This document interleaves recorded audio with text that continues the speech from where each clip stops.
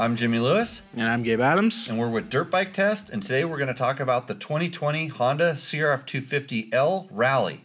This is Honda's mini rally bike, right, Gabe? Sort of. Yeah, so sort of, and he's saying that for a reason. This bike looks really good, and I hate to tell people how things look, but it is a very good-looking motorcycle, and it looks very similar to the factory Honda CRF 450 Rally that Ricky Braybeck rides, right? Which we've seen because we've seen it out here before a few times. And but anyways, this is based on the Honda CRF 250L regular L, which is a entry-level dual sport bike. They've given this one of definitely a different look. It's added a little bit of weight. It's given it some adventure capabilities, maybe with a little bit more wind protection, things like that. So really, we're trying to figure out in a lot of ways who this bike is for and, you know, what it does. And you definitely were interested in this bike. Right. You thought it looked like a good-looking rally bike. It did. And you might have taken it out and rode it like one. Yeah. But, you know, what we got to talk about here is I've been doing this for way longer than Gabe's been alive. And as much as Gabe is a motorcycle rider, he's not really in the motorcycle industry. And he doesn't live and breathe this stuff. He goes out and rides his motorcycle and then goes home and does his schoolwork and whatever else. So it's maybe the looks got in the way of what you expected on the bike. Very much so. Yeah. So as a recreational hobby rider, the bike does kind of all the stuff you expect it to do, and then sometimes less, maybe more. Yeah. Sometimes I found more, but most often less. Yeah. And we'll talk about that based on where your ability level's currently at, and then, you know, who should be looking at this bike. So we'll kind of take you down our impression of this bike in our normal way, and hope you like to follow along. So in the changes department, it's kind of an all-new bike in that when Honda went from the CRF 230, which you're familiar with, which was just a play bike, they made the CRF 250, and it got the license plate, it got fuel injection, went from carburation to fuel injection. The bike really is an all-new bike. It's just taking that 230 platforming and bringing it into the next generation. When we start talking about the changes from the standard L to the Rally, it's a lot of cosmetics on this motorcycle. There's a lot of extra plastic, some wind protection. With that comes some weight. This bike has ABS as an optional feature. Our bike had the ABS on it, and even though it looks like there's some massive gas tanks, the fuel capacity only goes up a little bit. So when we're talking about weight, what's the weight difference? It's only like 20, 30 pounds. Well, 20, 30 pounds is a lot of weight on a small motorcycle. Right. From those things. But the total weight at 350 pounds with a full tank of gas, and that's on our scales with the STI tires that we placed on it that we're pretty sure are a little bit heavier than the stock ones. So Honda's claiming the weight at, what was it, 246? Around there. That's what they said, ready to ride, and we're like 346, not 246. Oh, sorry, 346. and we weighed it at 350, ready to ride, which means a full tank of gas, like you should if you're ready to ride. And that's where it weighed at. And that could be one of the biggest downfalls of this bike in certain ways, but we'll get into that more when we talk about the handling. Other changes and stuff has a little plastic, little compartment, a little compartment for your stuff. You had an experience with that, but mostly it's a cosmetic treatment to this bike to give it a little bit more adventure look than maybe dual sport.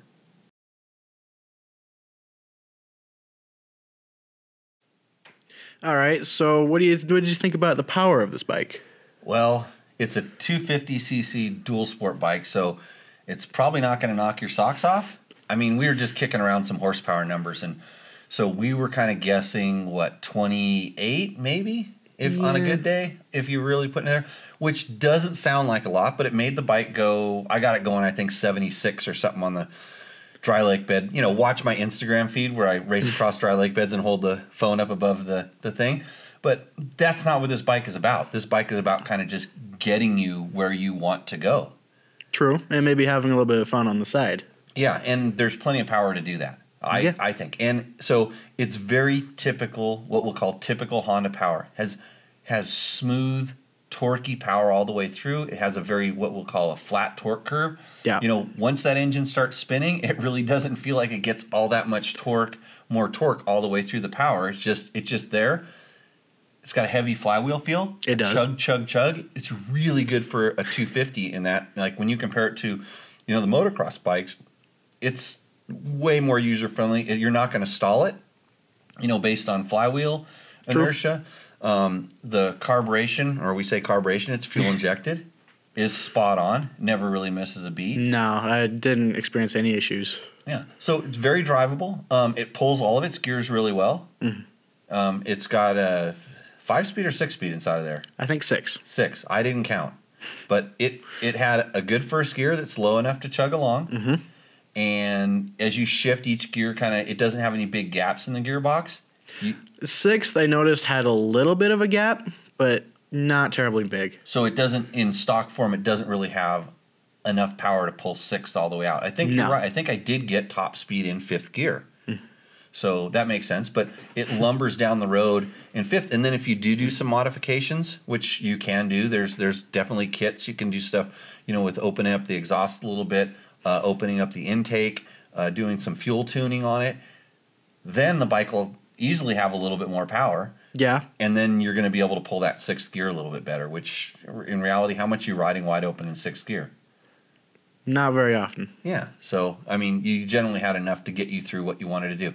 The thing I noticed is I compared it a lot to what we call old CV carburetors. And those are ones where basically the velocity of the air determines how wide open it really is no matter what you're doing with your wrist. You know, it basically has a butterfly valve in front of the slide. Right. And those were we always said they didn't have a lot of snap or throttle response. So when you snap it, it takes a second for it to respond. And this bike kind of acts like that. Yeah, I felt that one. And you think about, like, for me, as feeling like, you know, I'm an expert rider, I want this instant snap. You think about a newer or more novice rider that wants to ride this bike, you know, your wrist makes a big movement and you just get smooth power. Well, maybe even if they're not quite as comfortable with the weight, that'll be a little bit nicer, so it's not as surprising. Yeah, it doesn't all of a sudden lunge forward, or right. when you roll off, and all of a sudden you got a lot of compression braking kicking in. So, in that aspect, it's got good usable power. It's what you expect out of a 254 stroke for sure. In something like a Yamaha WRR, there's more. And this bike has some more than some of the other bikes that are on the market, some of the small dual sport bikes, because it does, you know, it's a nice little compact motor that puts out decent power. I thought the clutch action was really good. I didn't have any issues with the clutch. Yeah. I really didn't feel the need to use it that much. No, I kind of got the same feeling. Yeah, maybe to shift. Like once you get going, you let it out, and the bike has really good torque. It keeps going, and you're really even feathering it to try to get a burst of power. You just teach yourself you don't need to do that. Right. Because not much more is going to come out of it. No. But enough power to get you going. 70. How many miles an hour did you get going? 73, 75. Of course, that was out on that was not on a public street or anything like that. No. Yeah, off road, of course. So out in the dirt roads where it's legal, maybe a dry lake bed. Yeah. So overall, we're going to give the Honda a pretty good report card on the power. It's quiet. It doesn't vibrate. Lumbers right along, and all pretty good for what it's intended for.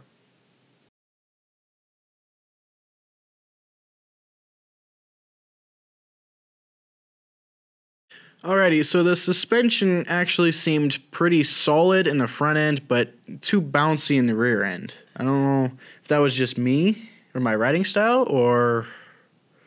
Well, do you think it was stiff or soft? It was very soft. Okay. And did you think that it, so you're claiming there's a little bit of unbalance between front and rear? Yes. So the suspension on this bike is not really adjustable. I think there's spring preload in the rear. Are there clickers on the bottom of the forks? I don't think so. I don't think so. I don't think there's any. So it's a non-adjustable suspension. It's a very basic suspension package, which for the intended market, I think is just fine. And when Gabe says he thinks the suspension is soft, I don't think so. I actually was pretty surprised with the suspension, and I'm going to say it's actually pretty good. You know, not to go racing fast across the desert. I will give you one thing, though, and we saw this with almost everybody that rode it. We thought the rear end was a little bit springy, especially on the rebound. In other words, it rebounded up. And we had a lot of different weight riders ride this bike. I'm unfortunately tapping in around 200 pounds, so probably too heavy to begin with.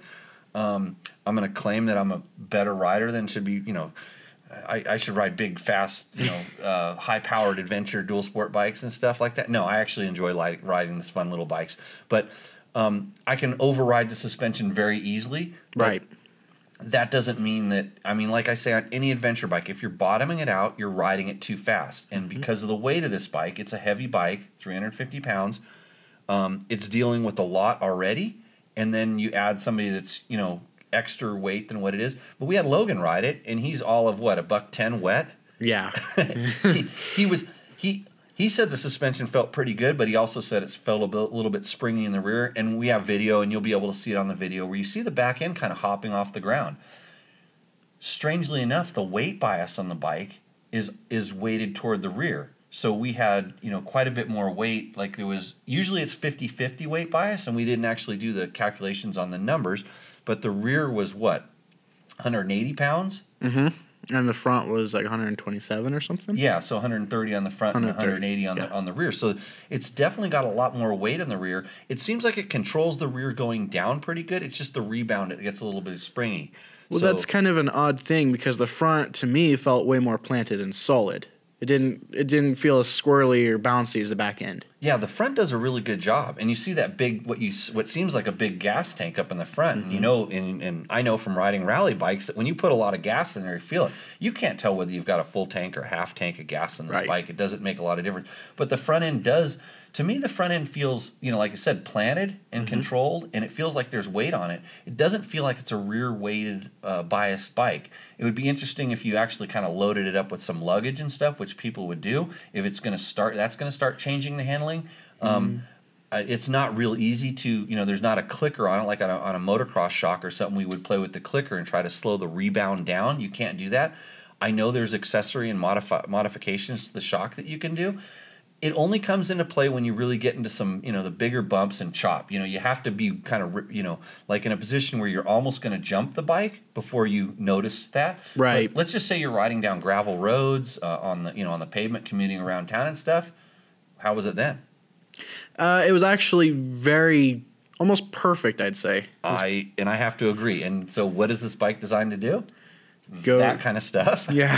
You know, cruise around comfortably. Right. And at that point, the suspension works really good. But we are dirt bike tests. We do push things a little bit harder. So when we went out and, you know, you'll see there's pictures of us jumping it and bouncing it through hoop-de-doos, you know, hauling ass as fast as that thing will go down sand washes and roads and stuff. And at that point, yeah, the suspension's a little bit, you know, like that. But if that's not your riding style, you're never going to complain about the suspension. You're not going to need a clicker on the shock or on the forks. But knowing that, hey, if you do get to that point, it might be time to, you know, move up to a higher performance bike. But at the same time, there are accessories and modifications that you can do to make this thing work a little bit better. So, I know what this bike is designed for, and I give the suspension a thumbs up. Probably even more than you do. Yeah, a little bit maybe.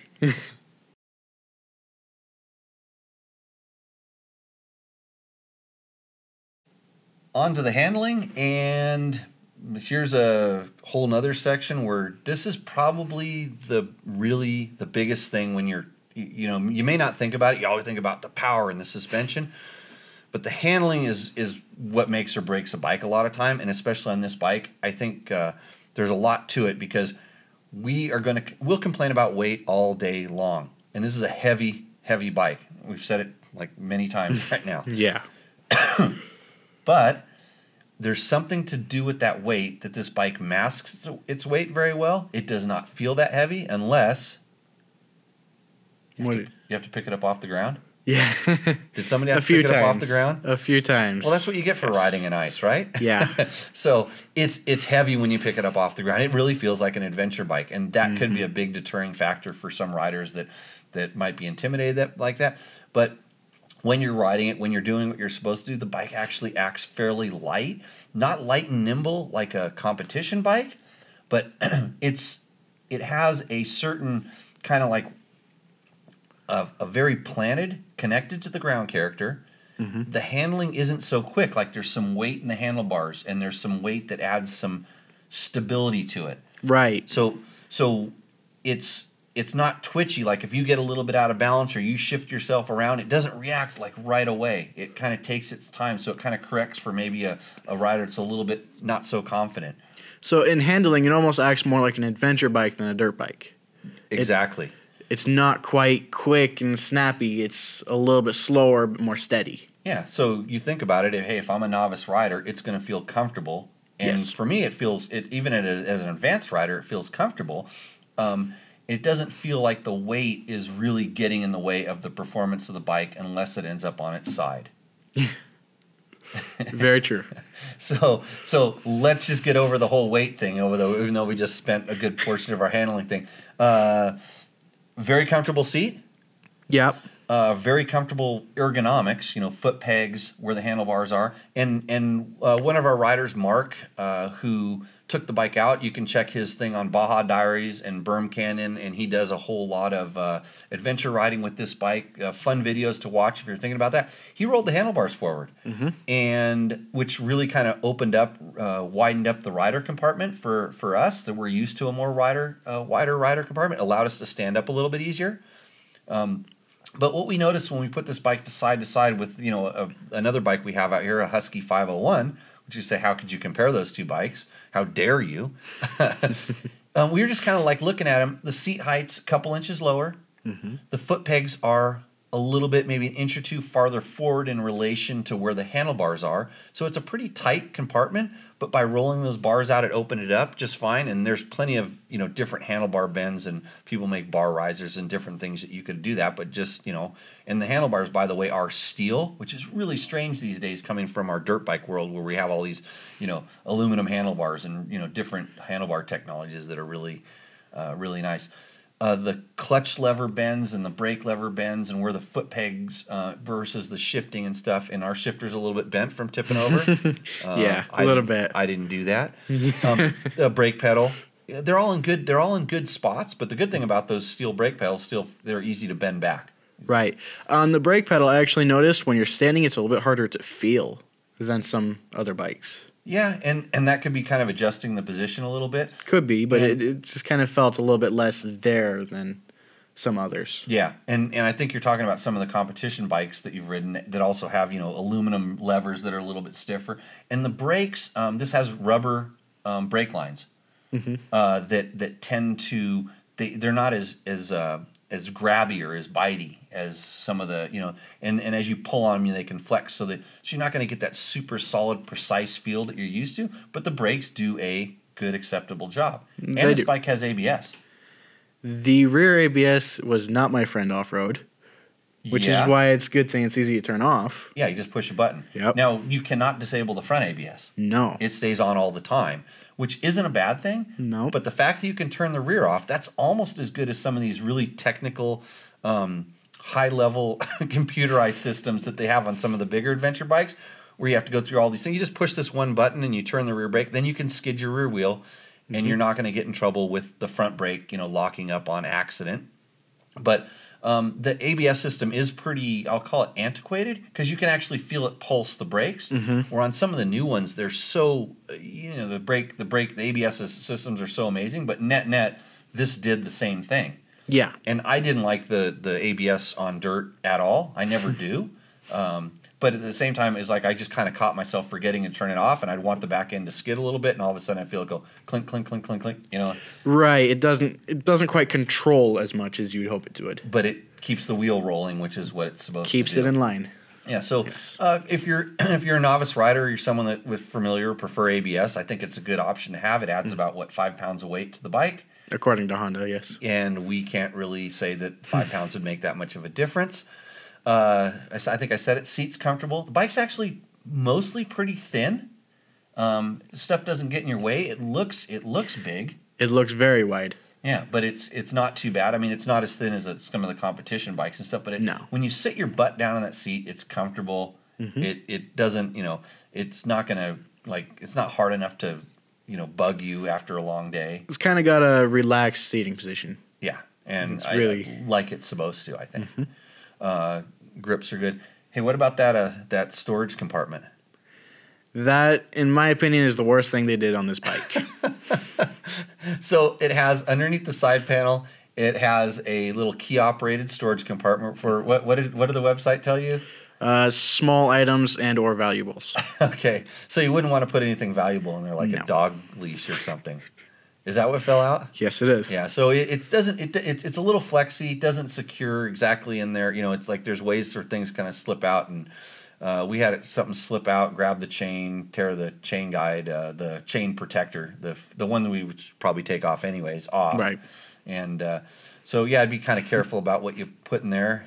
You'll see it when we show you the little clip in the video of how it's not very dust proof either, by the way. No, it's not waterproof. A lot of dust back there, so leave the valuables out of there, and super small items for sure.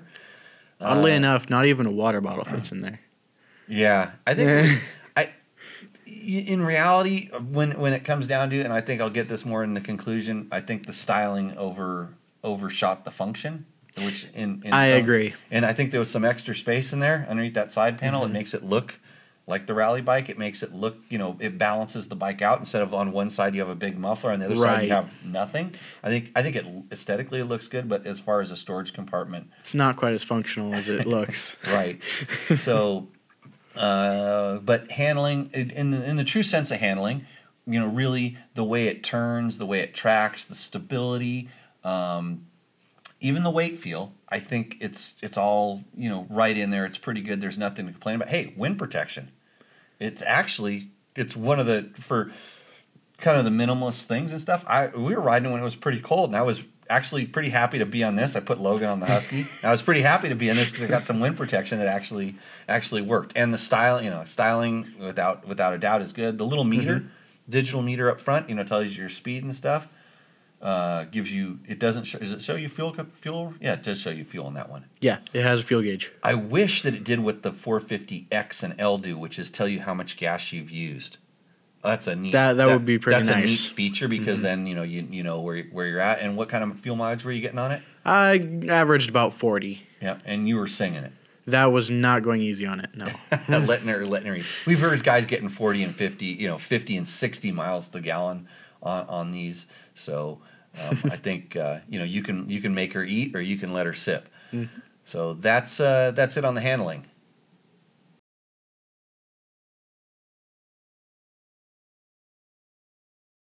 So in conclusion, at $62.49 is the price.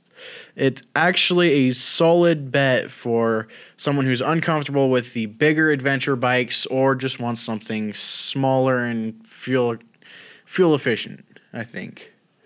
So you're saying it's an adventure bike, not a dual sport bike? Yes. So the standard CRF 250L, I'm going to agree with you that I think that's the dual sport bike. This is a little bit more adventure. It looks more adventure. I like the way it looks. And for $6,200, you're getting a pretty good, well-rounded package as long as you know what you're getting into. Yes. There's a little bit of competition in there, but not in a rally-styled bike. You're not going to find anything, I think, in this market that looks this good. No.